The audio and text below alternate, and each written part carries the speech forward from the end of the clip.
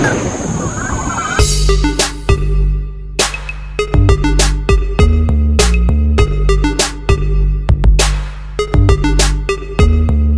wabarakatuh.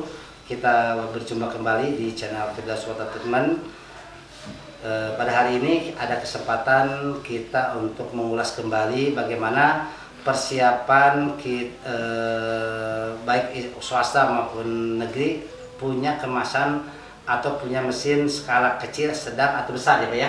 Tergantung nanti kebutuhannya seperti apa. Sesuai dengan lihat di lapangan, bila mana posisi sumber air sudah tertata ya, tertata itu bisa ditampung pakai bak atau pakai toren ya. Ini menunjukkan begini, kalau air itu dari sumber air gunung, kita harus nabung atau kita harus nyetok lebih dari apa yang dikeluarkan satu hari. Nah, kenapa? Ini supaya mensiasati ketika hujan deras biasanya keruh ya. Nah, ketika hujan lebat keruh, ini stok yang ada ingin diolah itu ada melebihi dari satu hari, yang datang kotor kita buang. Itu ya. Silakan nanti dicatat atau nanti juga ada dokumentasinya. Kedua, penataan penyimpanan tandon ya, setelah kita survei di lapangan ya. Silakan diatur dan dikondisikan bekas kolam itu harus dibikin suatu kekuatan dulu ya, baik digali dulu kemudian dikasih dulu namanya penguat lah, batu-batu yang menyerap ya air ya, biar nanti dia stabil. Selanjutnya air yang ada di sini bagus, yaitu dari air gunung. Yang penting menata, bagusnya sih kita lebih praktis pakai tandon ya atau toren ya, yang 5.400 ya minimal. Kalau untuk bisnis ini 2 ya minimal, itu nanti satu untuk air baku, kedua untuk setengah jadi ya. Kebutuhan toren tadi kita awali 2 dulu, karena kalau sudah nambah dengan kapasitas galon yang lebih banyak, ini akan spare yang buat penyimpan torennya disiapkan ada ya, ada spare-nya lah ya. Nanti setelah dia itu persiapan tandon sudah ada, nah ini saya tadi sudah bilang, ketika skala prioritasnya ini depending nanti di selanjutnya silakan. Yang penting kita harus cermat bagaimana memanage keuangan, memanage pengeluaran untuk bagaimana saya rencana. Kalau misalkan dari orang tuh punya depot ke arah NDK, tapi kalau nggak punya awalnya depot langsung ke NDK silakan ya. Nah, kondisi sekarang posisinya setelah kita survei tadi di lapangan,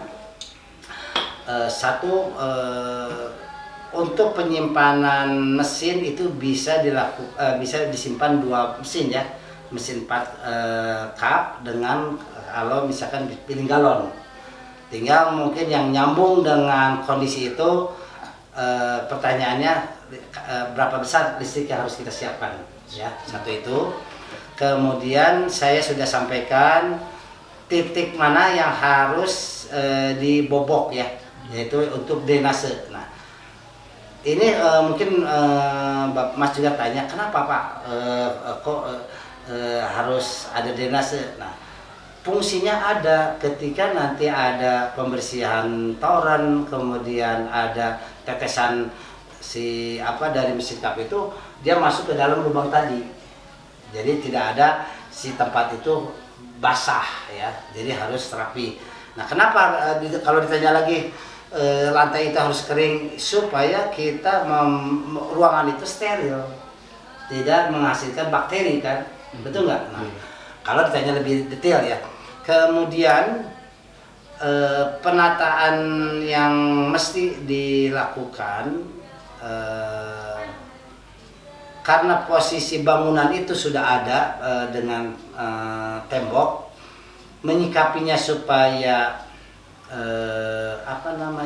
kelihatan, boleh posisi outputnya itu kita contohkan ya seperti ini ya, kita lihat coba. Nah, misalkan outputnya si mesin cup itu di sini ya.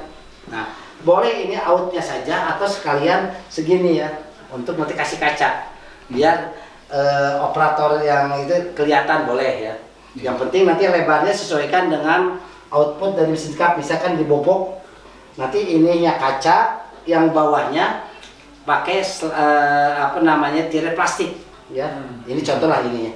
Ini misalkan biasanya antara 50-60 cm lah lebarnya. Ini mungkin 1 meter. Ininya kaca, nanti di bawahnya pakai tirai plastik ya untuk outputnya cup ya. Kalau ditanyakan kenapa ini harus ada namanya disebutnya pemisah, selain jukraknya pihak SNI, kedua bahwa mesin cup ini yang beroperasi itu harus pakem. Dilanjut lagi, maaf, tadi sampai posisi pembatas mesin cup itu ada namanya lubang ya. Nah, itu gunanya apa? Di mesin cup itu nanti ada namanya harus dipasang AC ya. Nah, kenapa harus dipasang AC? Ini nyambungnya ke pakemnya suatu ruangan yang tidak ada udara luar masuk, sehingga tingkat sterilnya benar-benar terjaga ya. Kenapa ini dimasukkan poinnya AC, poinnya lubang, kemudian ada sekat tirai plastik ya. Ini saya masukin, alasannya ada, yaitu biar si ruangan tersebut pakem ya, terjaga sterilnya ya, higienis. Kita lanjut lagi, tadi drainase yang kita tadi tunjukin berbentuk L ya, kemana dia itu buang. Nanti ini lebar mungkin antara 10 cm ya. Kalau kedalaman diatur, yang penting dia posisinya bisa turun keluar. Tadi saya sudah sampaikan, keluarnya itu nanti ketika dia masuk ke dalam halaman tadi pakai pipa aja, 3 in lah ya. Nanti setelah dia masuk ke ujung, tentukan titik bikin sumur serapan ya. Sumur serapan itu pinggirnya itu di tembok, tapi dasarnya tanah ya, supaya air itu menyerap. Tetapi setelah ini dibuat, tetap dibuat namanya overflow. Ketika air itu terlalu banyak penuh, nanti ada keluar baru membuang ke solokan atau sungai ya. Oke. Kemudian penelusuran saya di lapangan, tatkala untuk pabrik ya, bahan kayu atau jendela diupayakan harus pakai aluminium. Nah, ini kenapa? Ya, ini juga kita bukan keinginan saya ya, tapi keinginan pihak SNI seperti itu ya. Alasannya mungkin logika ya. Satu, kalau kayu itu kan akan rentan oleh satu rusak dengan basah kan. Kemudian ya mungkin ke arah ini ya, kalau kayu kan menimbulkan ada binatang ya, yang merusak rayap ya. Kalau aluminium enggak, mungkin ke sana alasannya. Kemudian penataan selanjutnya secara teknis dulu ya. Pemasangan kayak lampu, nanti upayakan lampunya tidak seperti ini, tapi ada pelindungnya ya. Pelindungnya nanti saya kasih contoh. Kemudian ruangan yang sudah dikasih lubang ya, di ruangan sebelahnya itu ada 2 pilihan. Mau langsung keluar disebutnya tuh di tampung dengan keranjang, atau pihak konsumen mau disiapkan meja konveyor. Nah, meja konveyor disebutnya kan fasilitas tambahan, membuat si karyawan itu nyaman. Karena kan gini, dia keluar, kalau dia sambil jalan, yang sebelah sini ngambil, yang nggak keambil oleh dia diambil oleh sebelah sana. Sehingga ketika ini diambil masuk, ini masih tidak terjadi penumpukan yang banyak. Itu mungkin kalau ke arah fungsi. Kalau ke arah efisiensi sih ya tergantung juga banyak ya. Kalau 2 lane masih bisa lah ya, cepat. Tapi kalau untuk sudah 4 lane ke atas,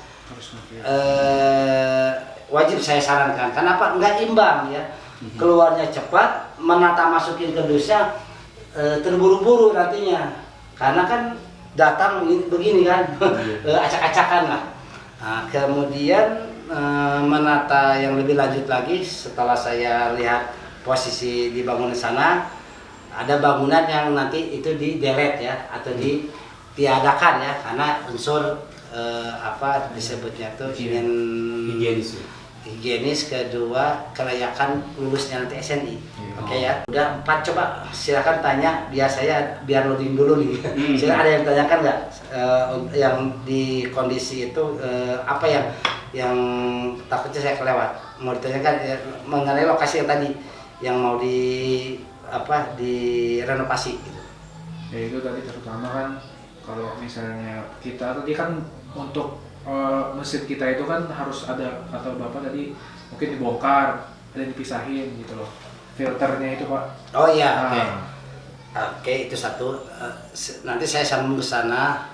Saya baru tambahkan ke sipilnya ya. Oh ya, ada yang perlu saya sampaikan bahwa saya pengen tahu dulu ruangan tadi itu yang satu ruangan itu panjang kali lebar berapa?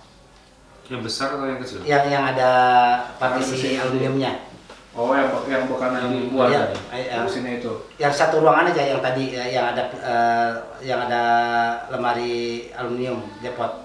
Itu kurang lebih mungkin 7 kali 8, 7 kali 8 mungkin sekitar sih. Enggak, lebarnya itu paling antara 4 atau 5 ya. Iya, Yang ruangan itu aja. 4 kali 5 ya? Mungkin ya, betul nggak? 7 kayaknya Pak, itu Oke. panjang Pak. Nanti gini ya, gitu.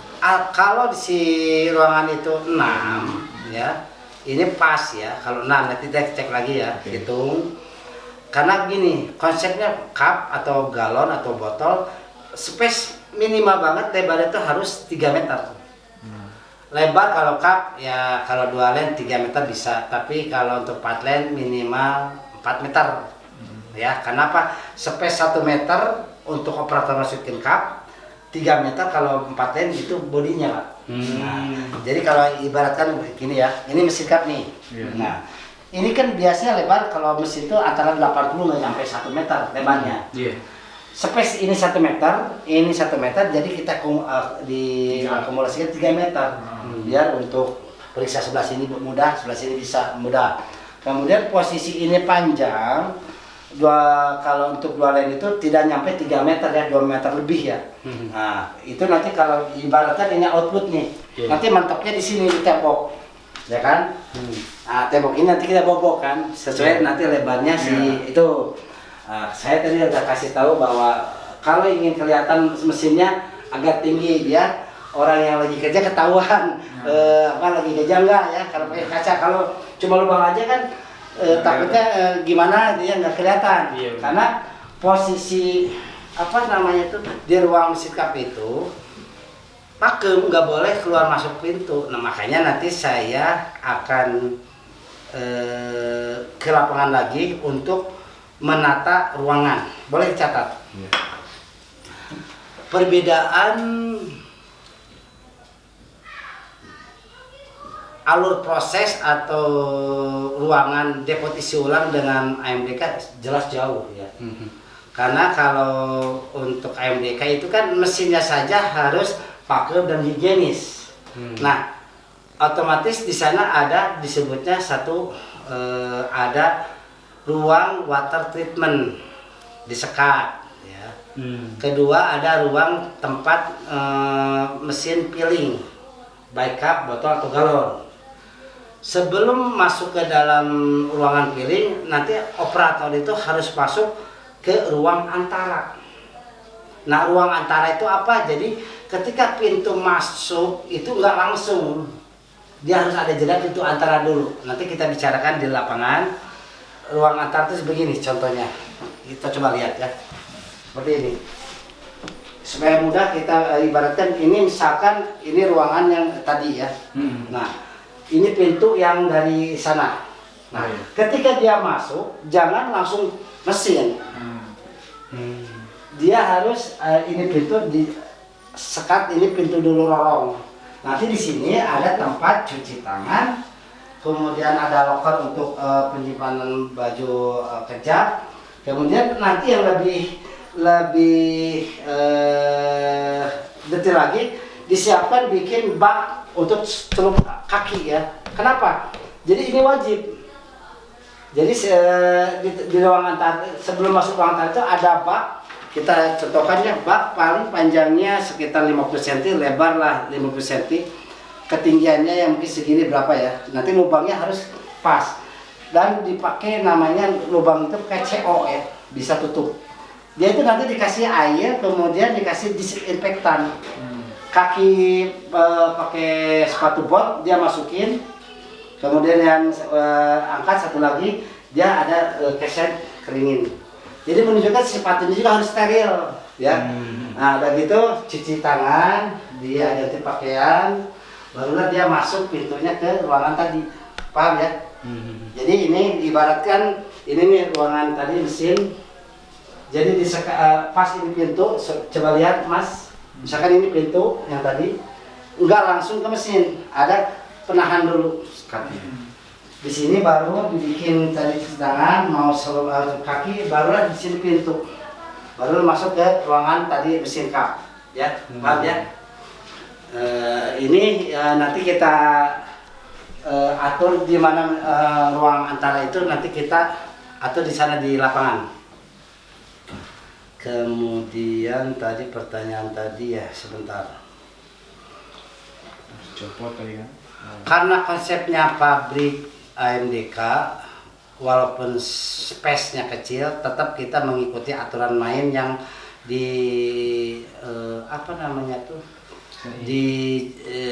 diarahkan oleh pihak SNI, yaitu penataan layout ya, kemudian penataan ruangan. Di sini yang perlu saya kasih masukan, ketika si lemari depotnya itu ada di tempat tadi, filternya kita disimpan di sana, tapi lemarinya nanti kita disimpan di sebelah mana ya, menunjukkan bahwa water treatment nih satu kan gitu ya. Nih mesin pilihnya ke ruangan ke selanjutnya untuk packing. Nanti yang selanjutnya nanti gudang kan, kayak gitulah ya. Mungkin yang dari yang saya tadi mau dibobok itu bisa buka aja ya, biar nanti penyimpanan sementara di sana. Oh iya. Ya, ya kan jadi dia dari 1 ke 2, 2 ke 3 kan. Nah, kemudian sebentar. Bahan baku ini bisa disiasati di lantai 2-nya, bisa dimanfaatkan kan, ya. Tapi jangan sampai terbuka begitu. Satu harus terlindung, ada namanya ya mau gitu apalah. Nah, kenapa? Saya akan bahas ya. Nanti ke bahan baku ya. Nah, ini yang namanya lip, yang namanya cup, itu kan kalau bermain ini pasti nyetok. Nah, otomatis nyetoknya naruhnya di mana dan mudah nanti mengambilnya juga ya. Nah, tadi saya udah bilang untuk amannya ya, bahan baku itu jangan langsung kena sinar matahari ya.